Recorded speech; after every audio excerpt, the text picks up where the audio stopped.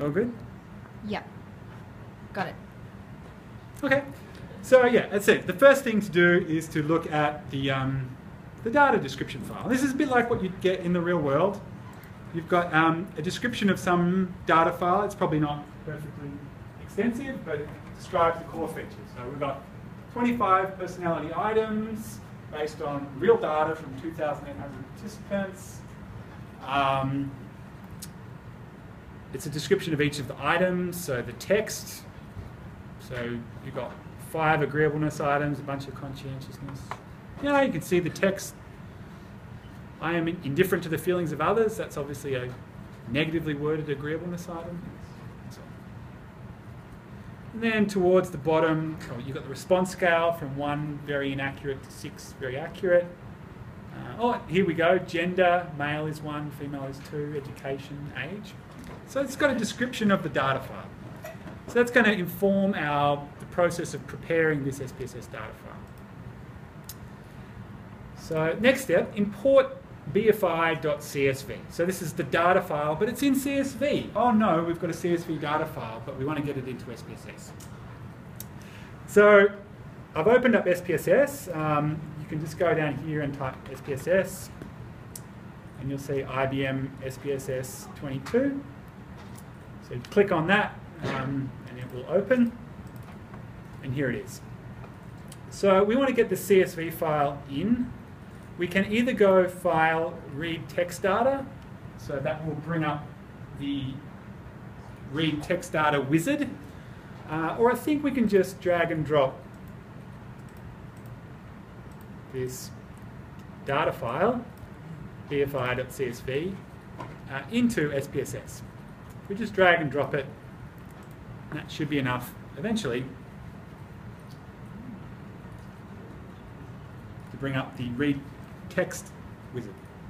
So this basically just takes you through the process of importing CSV, tab delimited, and other types. So we can see here the first row are the variable names, and then after that we've got lots of data with commas separating the points. So yes, it's delimited. That's true. The variable names are included at the top of our file. Yes. Each line represents a case, and we want all of the cases. As I say, there's different types of delimiting, tab delimiting, space delimiting. Ours is comma delimiting. Comma delimited. The variable name should be right anyway, so we can skip this. And finally, yeah, we'll finish. So what we've got is all the data brought in to SPSS. Variable view and data view. So I'll save this somewhere.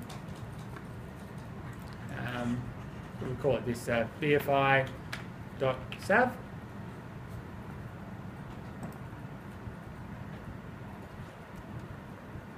And yeah, we're on to our next step. So we want to add variable labels to the personality variables. So instead of just having A1, A2, maybe it would be nicer to have the text that corresponds to that item. So in that vein, I have prepared a metadata file.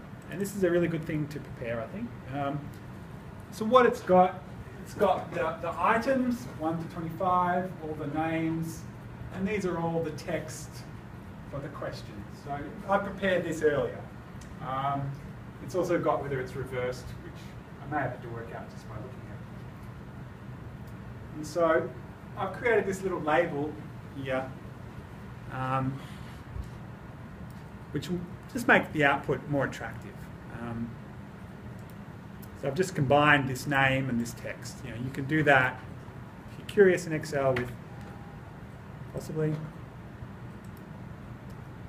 You can do equals the name, then and maybe a semicolon and some space, and then and the text. It's just once you've got the database, you can start doing things like that. Anyway, the point is I'm going to add some nice variable labels to these items. So I'm going to copy the variable labels into SPSS. So into variable view, highlight all the labels I want to paste into, and Control V, paste. So now when I run frequencies and tables and all that, I'll get some nice output with the actual text. Okay, what's the next step? Add value labels for gender and education. All right, so what are the value labels? Let's have a look. First we can go to gender and education and see, oh yeah, gender 1, 2, education 1, 2, 3. What does that mean? Maybe let's have a look at all the different possible categories. So I could go to analyze descriptives frequencies to find out how many, or just what the categories are. So frequencies, gender and education. And we see that we have 2 genders, which presumably one's male and one's female, and we have 5 educational categories. So we can now add our value labels by looking to see what they are somewhere. Males are 1, females are 2. So to add value labels, we go into variable view, gender, and find values. So 1 equals male. Oops. And 2 equals female. And for education, you know, you've got 1 is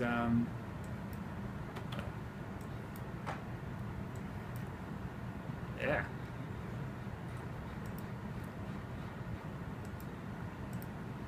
So you've got, right? 1 is high school, 2 is finished high school, 3 is some college,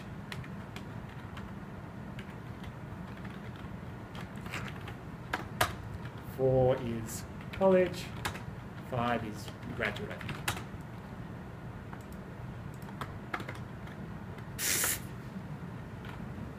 Friday. Okay. So success, we've added some value labels, we've added some variable labels, that's good. So the next step is we want to see, what I'll just show you that, yeah, now that we have value labels, when I go to descriptive frequencies, what we get instead of 1s and 2s, we get those text descriptions, which is going to be much more useful. Now let's maybe see to what extent the data looks valid. You know, do we have any observations that are rubbish, extreme, wrong, for example? You know, are all the ages within range? Are all the personality items on the 1 to 6 response scale? So to do that, we could do frequency analyses and maybe get mins and maxes. So if we go to descriptive frequencies, yeah, let's add all the variables. Let's just look at the frequencies and see if there's anything wrong. And maybe let's get mins and maxes, just to check that everything's within range. Maybe means. And I can click OK. And we get a lot of information. Here's all the mins and maxes. A nice little trick for tables in SPSS, if you double click, you can rearrange it. So I like to do pivot, transpose rows and columns for this thing. So that's a nice way of, I can just scan it down this way now. So the mins are all 1, the maxes are all 6, that's good. There is an 86-year-old and a 3-year-old in the sample, so it does seem a bit dodgy to get a 3-year-old. But anyway, I don't know enough about the survey. And yeah, so we just got to feel, basically the personality responses at least look like they're in the range. So that's good. One thing we could start to do now is talk about syntax. Say I wanted to document this process of checking the variables for missing data extreme cases. We could start to create a syntax file. So to create a syntax file, we go to File, New, Syntax. Looks like this. It's not very inviting. Once you become an expert, you can do things like frequencies, age, full stop, and you can pull up frequencies. But to start with, you don't know any of those commands, so that's probably all meaningless. So what you do at first, if you've never seen syntax, is you paste your commands from the menus and gradually build up some knowledge of how syntax works. So if you were doing frequencies, instead of pressing OK, which is such an inviting button, you might press paste. And hopefully that pasted this command in. Yeah, James. I thought it still pasted it even if you go OK. You can still find the record of everything you've done. That's a good point, yeah. Somewhere. That's a good point, yeah. You can get the syntax.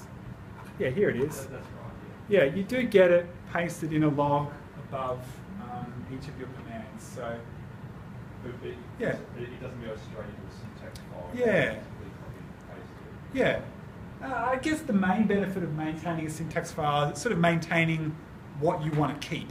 So honestly, there will be some analysis. You're just exploring, playing around. You don't really want to keep that. It's probably more the transformations, the scoring of tests, the deletion of outliers, and maybe the final sort of analyses you want to keep to show that are going to be a sort of documented syntax file. Yeah, that's a good point. Yeah, so in terms of syntax, what you've got here, we'll get rid of this data set bit, but oops. What you've got is a command name, frequencies, and then a lot of these sort of argument value pairs that sort of specify options. So the variables are these variables. The extra statistics they're reporting are the min, mean, and maximum. And so on. And it ends with a full stop. So you can highlight that and click Run, and that will run that analysis.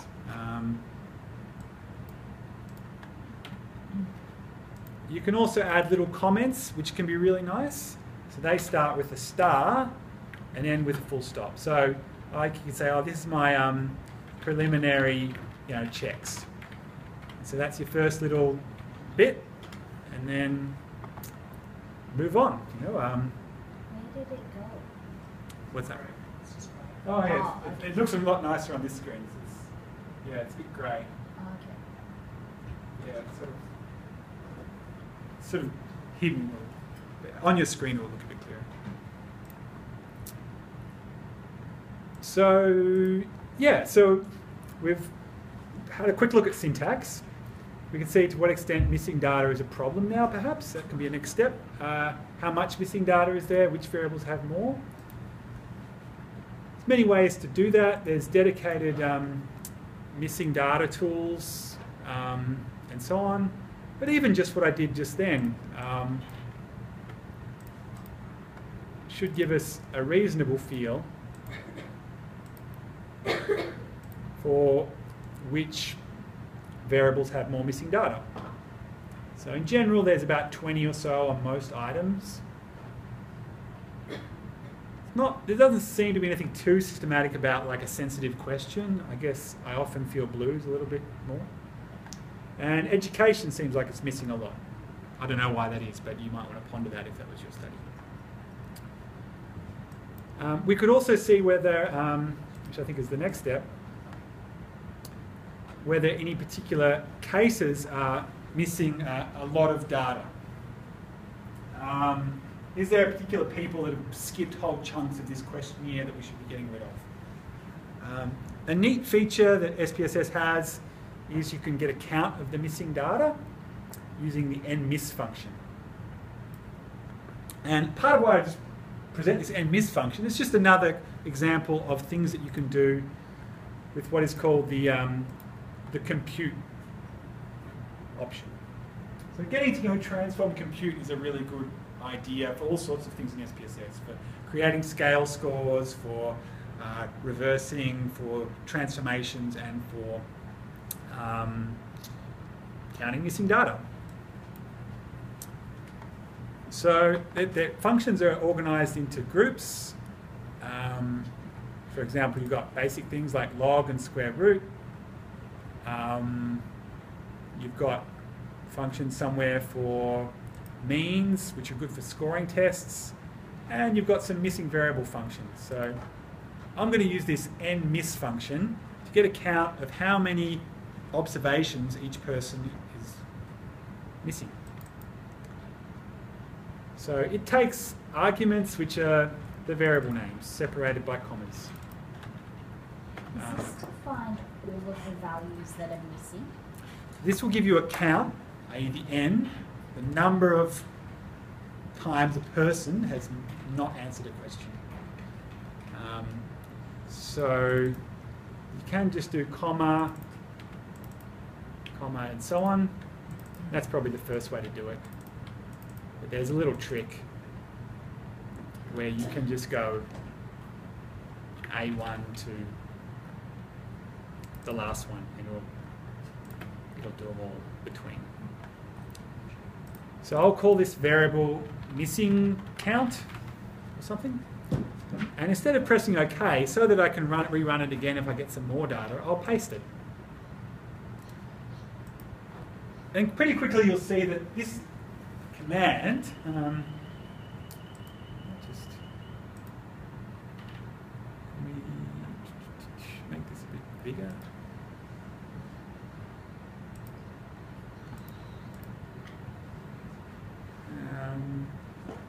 Does anyone see the syntax thing to make this font a bit nicer?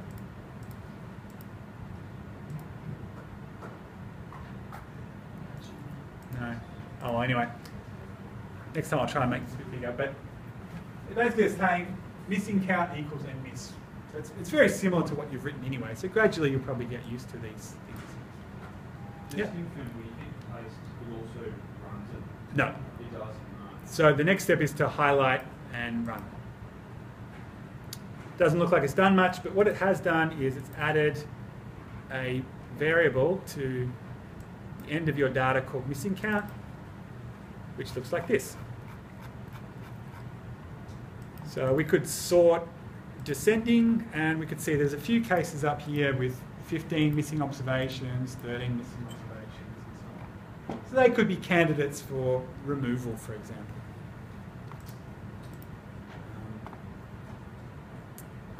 Yeah, so maybe we'll delete people with more than, I don't know, how many should we, when should we delete? Certainly there's a drop at about 8. There's 25 questions, so you could do something like delete cases with 8 or more missing observations or something like that. Obviously there'd be something you'd think about a bit more. So I can do that. Data select, I could just delete it right there, or if I want to be real syntaxy, I could do data select cases and say I want to select cases if the missing count is less than 4. So I'll just keep the ones with 3 or less and get rid of the rest.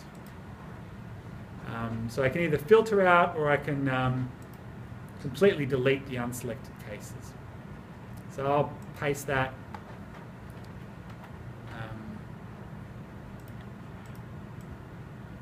And run it. And now we've got rid of all the ones with more than 3 missing datas. I'll save this as a new data file because I've sort of destroyed some of the data. And yeah, move along. Yeah. So up to point 8. Now we're going to have a look at scoring tests. This is perhaps the most complex thing you're going to see today. And yeah, I think it's very common and gives you a sense of some of the power of the syntax, things you can do with syntax, but equally you can also just use this as a template. So basically somewhere down here I talk about some syntax for scoring a test. It's quite long-winded, it's quite complex code, not that complex, but might be a bit intimidating at first, but it's a useful template if you ever need to score a test. Basically, we would paste this syntax in. So I'm going to score some tests.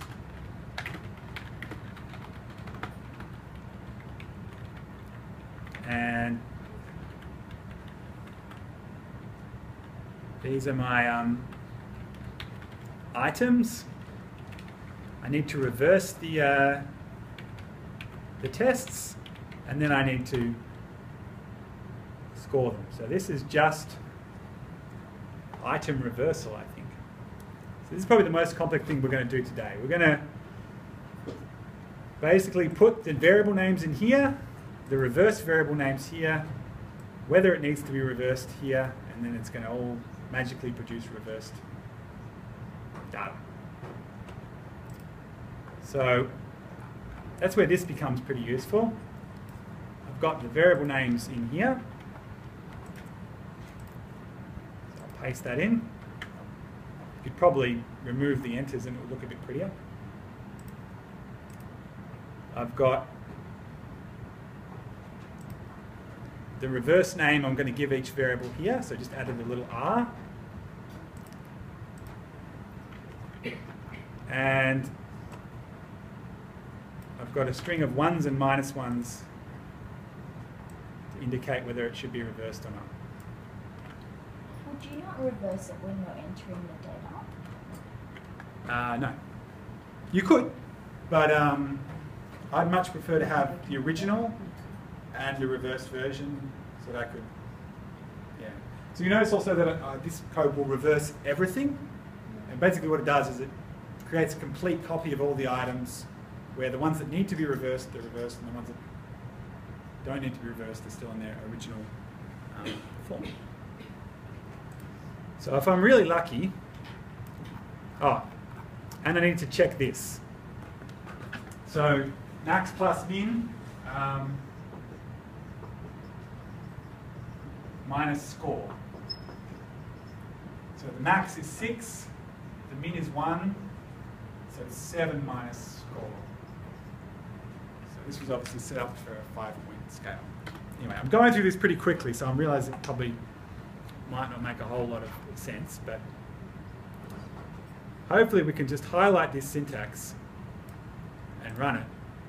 Probably what will happen to you the first time is you get a syntax error and you'll have to diagnose it, but that's part of the learning process. So what we should have is copies of all the variables, and I can check by running a frequencies A1 and A1R, no, sorry, crosstabs, A1 and then the reverse version of that same variable, and we see that it's recoded everything from 1 to 6 to 1. And yeah, the idea would be to check that. So you can read up about what just happened there in the exercise, but the idea is that we first reverse all our variables, and then we would create our scale scores. So we want to create a scale scores. We basically want to we could take the mean. The mean agreeableness score will be the mean of these 5 items. So now we're going to compute scale scores. So that's many ways of doing that. You could do it in Excel, you could do it by hand, but the SPSS syntaxy way is transform compute, and you could do something like A1R plus A12R plus A1, and so on to A5. So it's a good measure. You could do that. And you could even do this divided by 5 if you wanted to. Probably my favourite way of doing this is with the mean function. So that's this function here. So this just takes each of the variables as arguments. So you put in A1R, A2R, A3R, A4R, A5R. And you can paste that in. Oh. You have to change your name. So agreeableness, we'll call this, or paste it in. And there it is.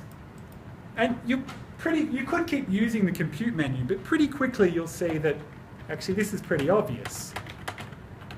It's my name of my variable, and it says C1, C2R, and so on. And actually, there's a little shortcut, but I'm wary of introducing too many things at once. But if the variables are consecutive, which I think mine are, you could just do that. Anyway, let's.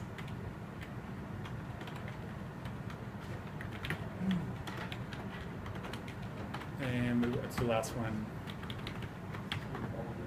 Neuroticism, probably.